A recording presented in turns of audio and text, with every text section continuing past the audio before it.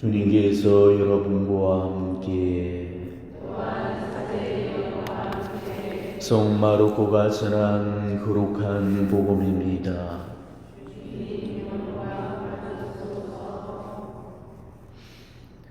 그때에 요한이 예수님께 말하였다. 스승님, 어떤 사람이 스승님의 이름으로 마귀를 쫓아내는 것을 저희가 보았습니다. 그런데 그가 저희를 따르는 사람이 아니므로 저희는 그가 그런 일을 못하게 막아보려고 하였습니다. 그러자 예수님께서 이르셨다. 막지 마라. 내 이름으로 기적을 일으키고 나서 바로 나를 나쁘게 말할 수 있는 사람은 없다. 우리를 반대하지 않는 이는 우리를 지지하는 사람이다. 내가 진실로 너희에게 말한다. 너희가 그리스도의 사람이기 때문에 너희에게 마실 물 한 잔이라도 주는 이는 자기가 받을 상을 결코 잃지 않을 것이다. 나를 믿는 이 작은 이들 가운데 하나라도 죄짓게 하는 자는 연자매를 목에 걸고 바다에 던져지는 편이 오히려 낫다.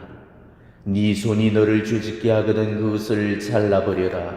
두 손을 가지고 지옥에 그 꺼지지 않는 불에 들어가는 것보다 불구자로 생명에 들어가는 편이 낫다. 네 발이 너를 죄짓게 하거든 그것을 잘라버려라. 두 발을 가지고 지옥에 던져지는 것보다 절름발이로 생명에 들어가는 편이 낫다. 또 네 눈이 너를 죄짓게 하거든 그것을 빼 던져버려라. 두 눈을 가지고 지옥에 던져지는 것보다 외눈박이로 하느님 나라에 들어가는 편이 낫다. 지옥에서는 그들을 파먹는 구더기도 죽지 않고 불도 꺼지지 않는다. 주님의 말씀입니다.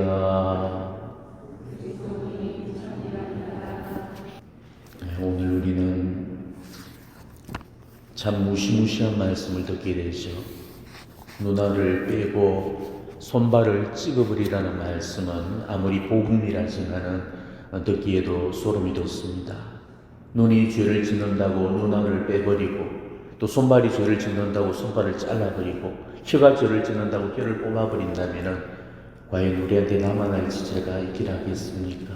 우리가 맨날 첫날 짓고 사는 죄가 오감과 사주로 짓는 죄들인데, 그럴 때마다 빼버리고 잘라버린다면은 아마 1000개, 10,000개씩이 달려있어도 모자랄 겁니다. 죄의 제조기, 죄의 생산 공장이라고 할 정도로 하루에도 우리는 수많은 죄를 짓고 살고 있는데, 정말 그런 우리들한테 오늘 이 말씀은 실천 불가능한 말씀처럼 들릴지도 모르겠습니다. 하지만 오늘 이 주님의 말씀을 우리가 읽면 그대로 받아들일 필요까지는 없죠. 주님께서도 이 말씀을 하실 때 사실적인 진술로 말씀하신 게 아니셨습니다. 주님이 뭐가 좋다고 우리가 죄를 지을 때마다 누나를 빼고 사죽을 자르는 걸 원하시겠습니까? 그럴 거면은 고해 성사를 왜 세워주시겠어요? 우리가 죄를 지을 때마다 바로 이 성사적인 은총을 통해서 죄를 깨끗이 씻어주시고 죄로 인해서 손상된 인간성을 회복시켜주기 위해서, 그래서 이 고해 성사를 제정해 주셨던 거죠. 고해 성사를 세워주실 정도라면은 우리가 죄 때문에 우리 몸을 훼손시키는 것을 결코 원하지는 않으실 겁니다. 오늘 이 말씀은 죄가 그만큼 무섭다는 것을 상징적으로 묘사하신 거죠. 죄는 하나님이 끔찍하게 혐오하시고 미워하십니다. 자, 하나님이 왜 죄를 미워하고 혐오하시겠습니까? 죄와 악은 하나님이 창조하신 게 아니기 때문입니다. 사탄이 만들어낸 작품이기 때문에 그런 거죠. 하나님한테서 오는 거는 다 좋은 건데 사탄의 것들은 다 안 좋은 겁니다. 바울 사도의 말씀처럼 죄의 값에는 반드시 죽음이 따라오게 됩니다. 죄는 영혼을 사탄의 행선지로 이끌게 되거든요. 자, 영혼을 멸망으로 이끄는 원흉이 죄인데 하나님께서 어찌 이걸 가만히 보고 있으시겠습니까? 예수님은 우리가 어떻게 하든지 죄를 피하고 악을 이겨서 천국을 잃어버리는 일이 없기를 바라십니다. 이게 우리 주님의 간절한 뜻이에요. 그래서 자주 천국이 얼마나 좋은 곳인지, 가진 걸 다 죽었어도 바꿀 수 있다면 바꾸오라면서, 그래서 밭에 묻혀있는 보물의 비유라든지 진주 상인의 비유를 들어서 말씀을 해주시다는 거죠. 하지만 오늘 말씀은 아마 여러분들에게는 크게 해당되지는 않을 겁니다. 우리가 의지적으로 대제나 중제 중에 완고하게 머물러 있는 경우가 아니고서는 우리한테는 지옥에 떨어질 일은 거의 없을 거예요. 대부분은 연옥을 거쳐서 천국에 들게 될 겁니다. 하지만 직천당의 은총은 거의 누리지를 못할 겁니다. 정말 극소수의 영혼만이 누리게 되는 거죠. 그러니 죽어서 연옥만 들어도 천국은 오작이 되는 셈이죠. 물론 연옥에서 지은 죄를 다 씻고 장보를 다 치른 다음에 연옥에서 풀려나서 천국에 오르게 되겠지만은 그래도 우리가 연옥에만 안착되어도 안심인 겁니다. 하지만 지옥은 달라요. 지옥은 한번 떨어지면 그걸로 끝장입니다. 그래서 무섭다는 거죠. 그리고 무엇보다도 지옥에는 하느님이 계시지 않습니다. 그곳은 흑암의 권세자 10년의 별인 사탄의 왕국이에요. 사탄과 그 졸개들인 마귀들과 저주받은 악령들이 갇혀있는 나라입니다. 그렇기 때문에 지옥은 하느님의 손길이 닿지가 않습니다. 지옥은 우글거리는 악마들이 저주받은 영혼들에게 학대와 고문을 일삼으면서 끝없는 괴롭힘과 고통을 주는 곳입니다. 우리 하나님은 인간을 멸망시키려고 지어내신 게 아닙니다. 인간을 지옥의 영원한 불구덩이 속에 빠뜨려서 불쏘시개 감으로 쓰시려고 창조하신 게 아니십니다. 멸망과 지옥은 하나님의 뜻이 아니에요. 멸망은 사탄이 바라는 일입니다. 하나님은 오로지 우리의 구원만을 바라시거든요. 우리가 하고 있는 착각의 하나는 하나님께서 우리 인간을 지옥에 보내신다고 그렇게 생각을 하죠. 하지만 하나님이 지옥을 보내시는 게 아니고 마지막까지 회개를 거부하는 사악한 영혼들이 자기 스스로 지옥을 선택해서 들어가는 겁니다. 하나님이 뭐가 좋다고 사랑하는 자녀들을 지옥으로 보내시겠습니까? 아무리 세상의 악한 아버지도 제자식한테는 그렇게는 하지 않습니다. 지옥은 사탄이 주는 최악의 선물일 따름이고 하나님이 주시는 최고의 선물은 천국입니다. 때문에 우리는 하느님께부터 이 천국을 선물 받아야지 사탄으로부터 지옥을 선물 받아서는 안 되는 거예요. 그건 여러분뿐만 아니고 여러분의 가족들 그 누구도 설령 여러분들이 전혀 모르는 사람이라 할지라도 그 누구라도 멸망당하는 일이 있어서는 안 되는 겁니다. 그는 하느님께서 원하시는 바가 아니기 때문에 누구든지 영혼의 멸망만큼은 막아야 되는 겁니다. 우리는 지옥을 잘 모르지만은 예수님은 지옥을 너무 잘 아시죠. 얼마나 무섭고 너무나 끔찍한 곳인지. 당신이 사랑하는 영혼들이 절대 가서는 안 될 곳이기 때문에 예수님은 영혼들이 지옥에 떨어지는 것을 막으시려고 그 어느 때보다도 강력하게 오늘 이 말씀을 하신 거예요. 영혼의 영혼이 걸려있는 문제 앞에서 비록 겁을 주고 온갖 협박을 했으라도 막을 수만 있다면 영혼의 멸망을 막고 싶은 게 오늘 우리 주님의 마음이십니다. 그런데도 많은 사람들은 사탄 마귀가 없고 지옥이 없다고 말을 합니다. 우리는 이 말에 속아서는 안 돼요. 사탄 마귀는 분명히 있고 지옥도 분명히 존재합니다. 지난 1917년에 있었던 파티마의 성모 발현은 지옥이 분명히 존재한다는 사실을 스모님께서 몸소 입증해 주신 그런 사건이었습니다. 스모님께서 파티마에 세 번째 발현하시던 1917년 7월 13일의 일이었습니다. 스모님은 아이들에게 특별한 체험을 시켜주셨죠. 아이들에게 지옥을 보여주셨던 겁니다. 스모님이 땅을 향해서 손을 펼치셨을 때 손에서 이 빛이 쏟아져 나와서 땅을 꿰뚫었고 지옥의 깊은 구름이 드러나게 됩니다. 이때 아이들은 땅속에 펼쳐져 있는 거대한 불바다를 보게 되었죠. 그 불 속에는 악마들과 저주받은 영혼들이 그 타오르는 화염 속에 휩싸여서 떠돌고 있었습니다. 악마들은 흉측한 모습을 하고 있었죠. 저주받는 영혼들은 소름 끼치는 그런 비명을 질러대고 고통 속에 몸부림치고 있었습니다. 아이들은 바로 이 모습을 보면서 얼굴이 새파랗게 질려서 비명을 질렀습니다. 아이들은 죽을 것만 간 공포 속에서 성모님을 바라보면서 애원의 눈길을 보냈죠. 그때 성모님은 슬픈 표정을 지으면서 영혼들이 지금 지옥에 가고 있는 이유를 설명해 주셨죠. 이렇게 말씀하십니다. 많은 영혼들이 지옥에 떨어지는 이유는 아무도 그들을 위해서 기도와 희생을 바쳐주는 사람이 없기 때문이란다.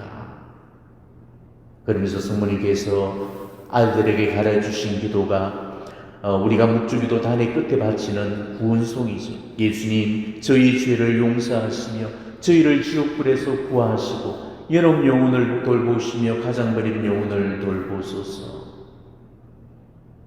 성모 발현을 못 깨닫던 발현 시험자들은요, 나이가 고작 9살, 10살짜리였습니다.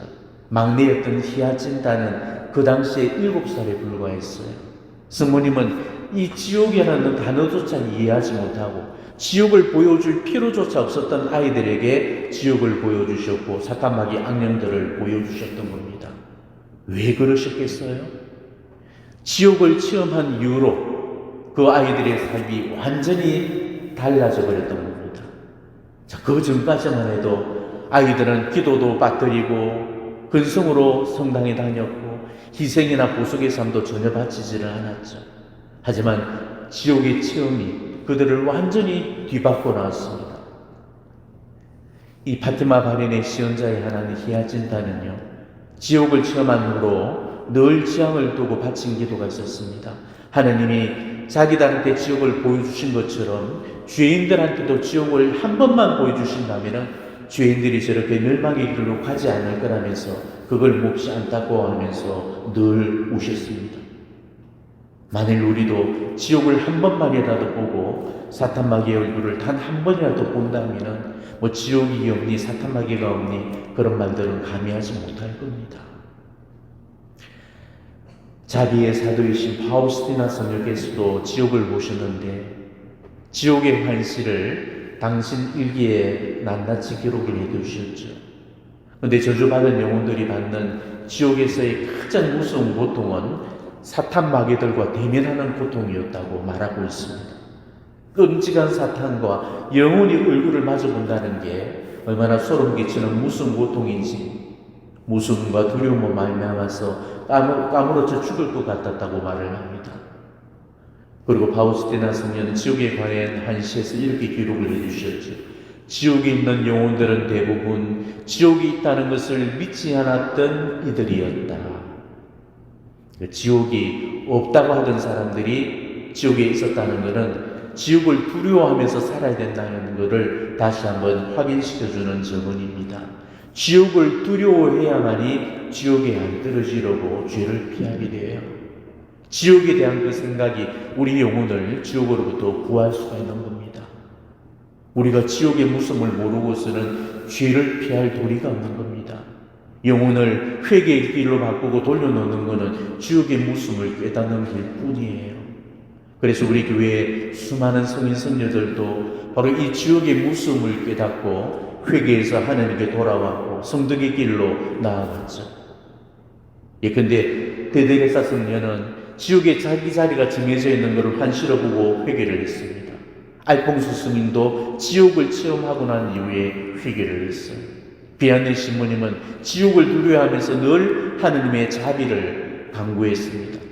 아우구스티누스 성인을 회개시킨 것도 지옥에 대한 그런 두려움이었습니다. 그래서 오늘 예수님도 이 지옥을 말씀하시면서 죄를 피하기 위해서는 손발을 잘라버리고 눈을 빼버리는 일이 있더라도 그렇게 해라고 하셨던 거예요. 그런데도 지옥의 무서움은 고사하고 지옥마저도 의심하는 사람들이 많죠. 그 때문에 멸망당하는 줄도 모르고 멸망을 당하고 지옥에 떨어지는 줄조차 모르고 떨어지는 그런 가엾은 영혼들이 이 세상에는 너무나 많습니다. 혹시 여러분 주변에도 지금 지옥을 안 믿고 또 사탄마귀의 존재를 안 받아들이는 그런 분들이 계시다면 지옥과 사탄마귀 존재를 받아들여야 된다고 간곡하게 말씀해 주시기를 바랍니다. 천국 좋은 것만 알아서는 안 됩니다. 지옥의 무서움을 알아야 천국의 아름다움도 진짜 아는 법이죠. 지옥이 무섭지 않는 사람은 절대 천국의 아름다움을 이해할 수가 없는 겁니다. 배를 골아봐야 배부름을 이해하고 울어봐야 웃는 기쁨을 이해하듯이 지옥의 무서움을 알아야만이 천국이 아름답다는 것을 깨닫게 되는 겁니다. 이 사실부터 우리가 깨닫고 오늘 복음을 읽어보신다면 오늘 이 예수님의 말씀 속에 담긴 그분의 마음을 읽어낼 수가 있을 거고, 왜 이런 식으로 겁을 주고 계시는지 그분의 마음도 비로소 이해가 될 겁니다. 예수님 말씀처럼 승한 몸으로 지옥에 떨어지는 것보다 불구의 몸으로라도 천국에 들어갈 수 있다면 그 편이 훨씬 낫다는 것 다시 한번 상기하도록 하십시다. 천국은 불구가 되어도 들어갈 충분한 가치가 있는 곳이에요.